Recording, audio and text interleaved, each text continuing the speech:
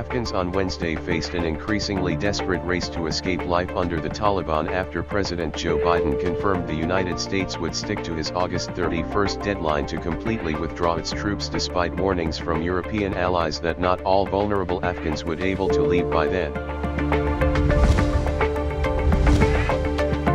British Foreign Minister Dominic Raab said on Wednesday that the deadline for evacuating people from Afghanistan was up to the last minute of this month.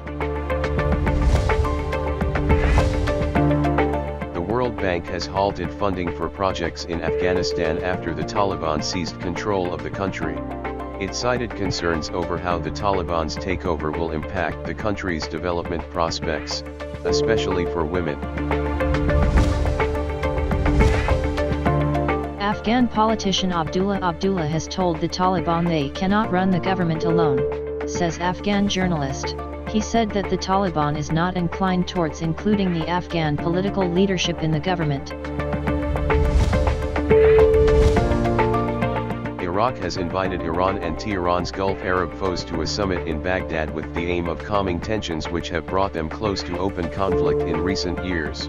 Officials say the meeting, which will also discuss the war in Yemen, Lebanon's collapse, and a regional water crisis, could take a step towards Saudi-Iranian rapprochement, even though they have yet to say what representation they will send. Russian forces moved into an opposition enclave in the Syrian city of Deraa to try to avert an army assault on a stronghold that has defied state authorities since it was retaken 3 years ago, witnesses, residents, and army sources said. Dozens of people have been accounted who were previously listed as missing after the weekend's deadly flooding in Tennessee, where the full scope of damage is coming into view, authorities said. After months of research, the intelligence community is reportedly still at a loss for the definitive origin of the COVID-19 pandemic, a result Chinese state media used to discredit President Joe Biden. Intelligence community is reportedly unable to reach a consensus on whether the virus occurred naturally or originated in a laboratory. Pakistan reported another 141 coronavirus-related deaths, the highest number of fatalities recorded in one day since 161 deaths were recorded nearly 4 months ago on May 4. Another 4,199 people have tested positive for COVID-19 according to NCOC. The positivity rate now stands at 6.83%. Interior Minister Sheikh Rashid Ahmed says Tehreek-e-Taliban Pakistan will not be allowed to perpetrate terrorism in Pakistan. Talking to media persons in Islamabad, he said the Afghan Taliban have assured that they will not allow their land to be used against any other country, including Pakistan.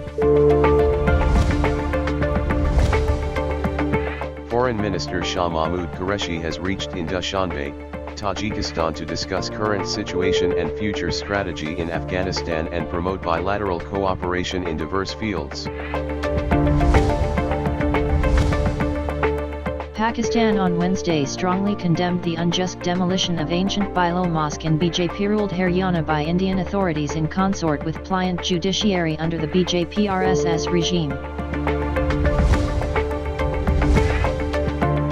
Police on Wednesday arrested 2 more suspects in the kinky rickshaw harassment case in Lahore. A video showing a man jumping on a Ching-Chi rickshaw at Lahore's Circular Road and forcibly teased a woman during Independence Day celebrations had gone viral on the internet. The video triggered widespread anger and disgust on social media. Reflotation team trying to get the beached cargo ship Heng Tong 77 back to sea turned out to be failure after successfully moving about 350 to 400 meters seaward, returned to get stuck again at a new part of the Seaview beach.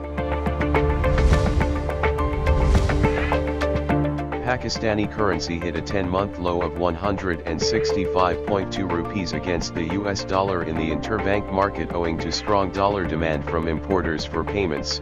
The local unit fell by 77 paisas or 0.47% during the session and closed at 165.20 per dollar in the interbank market, its lowest since September 30, 2020.